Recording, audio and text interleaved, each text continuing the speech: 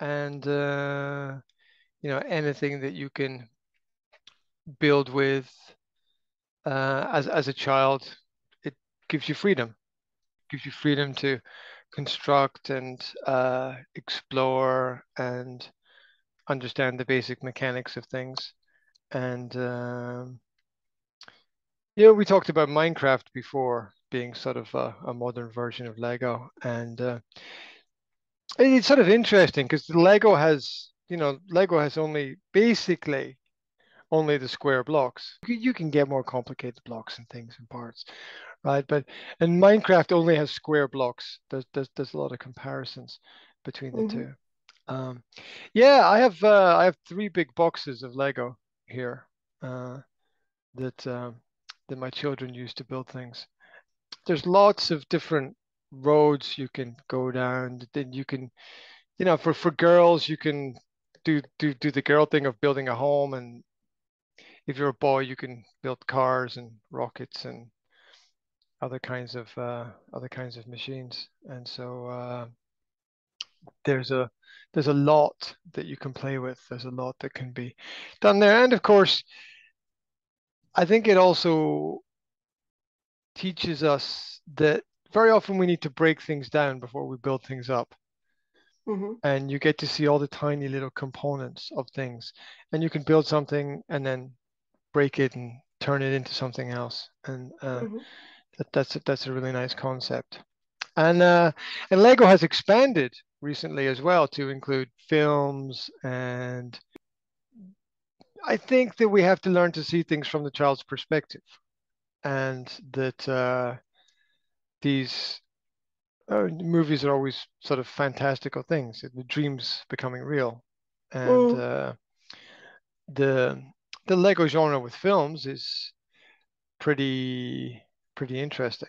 Um, and they have huge partnerships with like DC Comics and Marvel to create characters, and then they have their own brand as well. And if you watch Lego Movie 1 and Lego Movie 2, they make fun of the genre themselves. Hmm.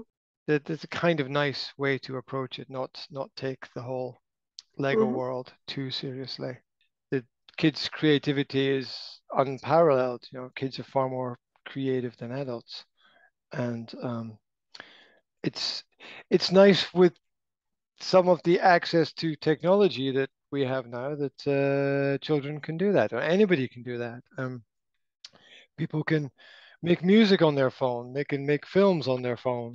They have all these different possibilities and applications, and uh, also the stop motion graphics films are really good on phones as well. My son has that on his phone, and he used that with Lego in the past as well to make little Hmm. films. And so it's nice to give children that opportunity. And I think that a lot of the media of the future will be very, very independently created media. Um, the music will come from people in their bedrooms recording, not people in big studios. Um, Hmm. Films will come from people using just a couple of phones rather than anything else. It's already happening. It already exists. Hmm. Um, or even people filming within virtual environments or virtual worlds where a lot of the elements there are completely unlimited. Um, they give people tools and they will build and they will create. That is that's a fundamental principle of Lego and of Minecraft as well. That if you put the tools out there, then people will eventually build things with the tools that you give them. And this is very visible in realizing that children understand things before adults do. And it's one of my issues with education. I think a lot of students are brighter than a lot of the teachers. And if you're one university lecturer and you have a class full of 30 students, there's a high probability that half the class are more intelligent than the lecturer. Um, doesn't mean that they know more, but intelligence is not wisdom. Those are two different concepts. And it's highly probable that half the class are wiser than the teacher. So um, it's a very interesting concept from that perspective. And if you look at, say, the digital media sphere, just as an example, I was working with a client yesterday whose company just joined TikTok, Mm-hmm. digital application that shares information across social media. Now, personally, I don't like TikTok. It is a personal thing, but I respect it because I know that it's important for a lot of people. And so big companies right now are moving into that area of using that social media app. Do you know who the first people to use it were? Mm-hmm. Young girls between the ages of 13 and 15, right? So young girls between the ages of 13 and 15 knew years before big corporations Mm-hmm. that this was important in terms of being creative and sharing information with people. The children knew before the adults, right? Long years before the adults, and were able to use it years before the adults. So young girls aged 13 could use and create with this application years before professionally trained corporations could. Mm-hmm.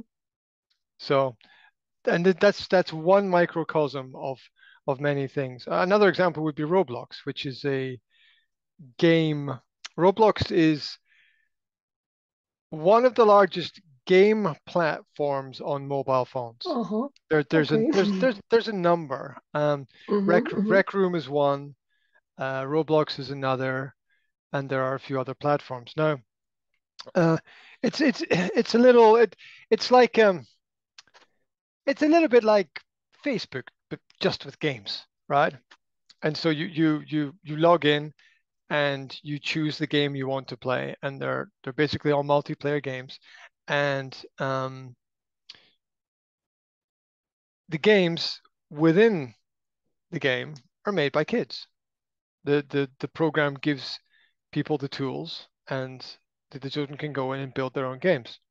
Now, children have been using this for 2 to 3 years, and adults are like, they don't even know that it exists because they don't pay much attention to what the children are doing on their phones, right? This one application is valued on the American stock market at $40 billion. And it's an application built by adults, but basically run by children. The same with Rec Room, which is an application. It's the only application that works on all platforms, right? So it works on your phone, it works on a PC computer, it works on a tablet, it works on a PlayStation, it works on your Xbox, it works on every platform. It works in virtual reality as well, um, and it's it's basically a university where children build their own experiences. And this is the only application that is completely cross-platform in the world. So children have built something that the biggest corporations in the world can't. Mm-hmm. They can't do it. Adults can't do it. You can't do it. I can't do it. Big multi-million dollar industrial corporations that have survived for hundreds of years and um, have all of the knowledge and all the resources and all of this people who have all the qualifications. They can't do it, but children can. And it's a communication application. So children have built an application that allows people all over the world to share and communicate with each other, and adults can't do it, right? Which is uh, it's one of the reasons why I think that if, if the adults get out of the way and make space for the children will perhaps show the adults a kinder, gentler, more peaceful way to solve problems. Um, what do children learn from adults?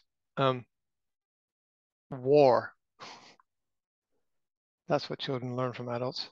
Battles, fights, the inevitability of conflict. Um, Mm. whereas children tend to find more. I don't know if you've ever watched a. Like, I'm always amazed, like watching children's sports, whether it's basketball, football, or any other kind of sport. A lot of children are really, really helpful to other children in the Mm-hmm. sports. You get some that are not, fair enough, life is competitive. But a lot of children are really, really helpful to other children, encouraging them, supporting them, giving them advice, being there for them. It's really, really interesting, often more than adults. Yeah, because when you start paying people to kick a ball around a park, as they say, shit gets serious. All right. It becomes a different world at that point in time. Yeah. Becomes life and death for some people. So anyway, sport is a simulation of war if you look back through history. So um, better that we have it than we don't, though. Right. Yay. Well, that's kids and sports and games and applications and things. And so I think we can learn a lot from the children if we watch and observe and listen to them. And it's always it's always children that pick up on things first. Everything comes from the child. And just as a couple of points of interest, if you look back through great figures in human history, many of them were homeschooled, unschooled, and perhaps not schooled. Because here's just one example. Admiral Farragut was the first admiral in the American Navy following the American Revolution. He took charge of his first ship at the age of 11. He was the captain at the age of 11. Mm-hmm. And he was considered the most qualified person to be captain of the ship. This was during a war. Yeah. So if we look back through history, we find many examples of children being able to do things that adults can't do. And we need to respect them. This is the same way that I'm sure your son builds things in Lego and you're like, oh, wow, that's really cool. Right? Um, so we all have these different skills. And if you look carefully back through history, there's a lot of examples of, or even if you look at the news carefully, every month or 2 months there'll be child discovers new molecule, or there'll be some child somewhere will make an amazing discovery, like or a child will look through a telescope and find a new planet somewhere that no one has ever seen before, or or find some solution. So giving the environment of opportunity is good. I think for children, and not to limit them.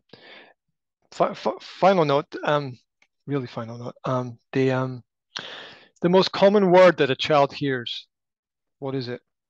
There have Mm-hmm. been Mm-hmm. studies of this, right? The Yeah, most yeah. common word that a child hears is the word no, Mm. especially a very young child. What does that lead? What does that lead to? The internalization of negativity at a very young age. Um, so and it the other thing is it's natural as a parent to want to say no because you want to protect your child. Um, but then again, there are these studies of these tribes that live up in trees. I can't remember which part of the world it's in, but there are people who live in trees somewhere in the world, Mm-hmm. and Mm-hmm. so there's those big baobab trees and other things that always look quite nice. Anyway, so the children live up in the trees with their parents, and they never fall out of the trees. Is that really It's true. It's true. So reality? scientists, for some crazy reason, have studied Mm, it, mm, and that the children never fall. Even mhm, the babies never fall. They crawl to the edge and they look over the edge, but they never fall mhm, because the baby instinctively understands that it's dangerous. mhm, Now, I don't know if that's innate within the child or the child senses it from the parents. I'm not sure which one of those it is, or maybe something else. But the normal average parent would be saying, "No, don't go there. Don't do that. It's dangerous. Be careful. You'll kill yourself." mm. Like putting out all that negativity. Um, yeah, I'm trying to think of other examples. Children on farms were often taught to drive tractors as young as 5 to help their parents when working on farms. So if a child age 5 can drive a tractor and help on a farm, there's a lot that is possible. We understand more when we have more contact with reality, and it's it's always it's for each individual parent to make the decisions for themselves about what is right and what is wrong. I and each parent does it differently, and we're all guilty of making the same mistakes as well Oh as yeah, as yeah, as you're right. as as, as parents. I find myself saying Me too, me too. no, don't do that, and it's hard not to panic sometimes in any situation. And so yeah, the most interesting experiments I think are the experiments where you don't tell children what to do. You give them tools and you see how they solve the problems for themselves, and they are often very capable of solving very complex problems because they don't see them as complex. Right? These are just things that have to be done. It's also really, really interesting the idea that you mentioned that as children we have these difficult experiences, like when you need to work on the farm, for example, which is Mm. difficult work. It's get up early, it's work physically, it's have long days, it's the farm never sleeps, right? There's animals and crops and things that need to be done all the time, and you have to be aware of the weather and the seasons, and you have to look after everything and take care of everything. It's sort of farming is husbandry of the landscape. Yeah. Um, so it's always hard to do that, and very uncomfortable. But when we get older, we have a different perspective on it. It's like, Mm. okay, I learned from that. Abraham Lincoln, American president, was left alone by his father at the age of 9 to Mm. take care of his younger daughter. Mhm. And so at the age of 9, he was the man in the house. And his father went away for, I think it was about 2 years. Right. And I think his mother died or something Oh, some okay. years before that. So his mother wasn't Mhm, there. mhm, mm, Yeah. Yeah. And so he had to completely look after himself and his sister. Another thing is that um, he was interested in reading, and he would walk 5 miles to borrow a book, which so is he appreciated. yeah. And he taught himself to read as everybody did.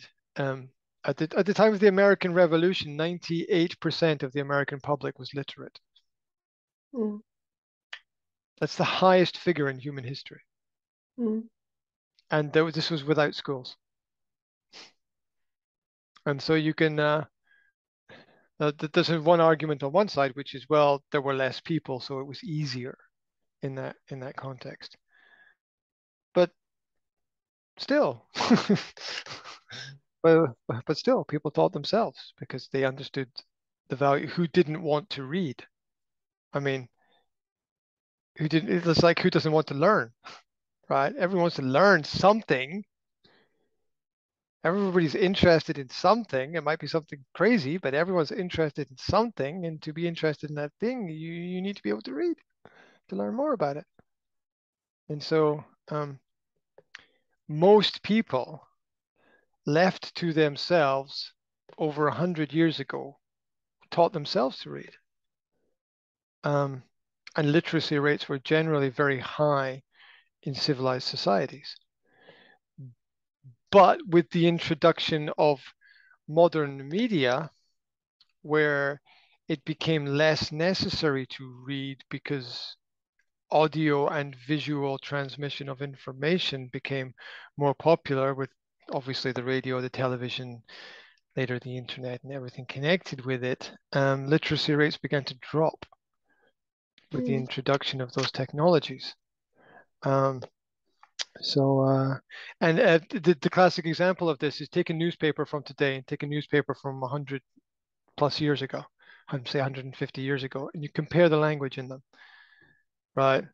The language was far more complicated 150 years ago than it is today.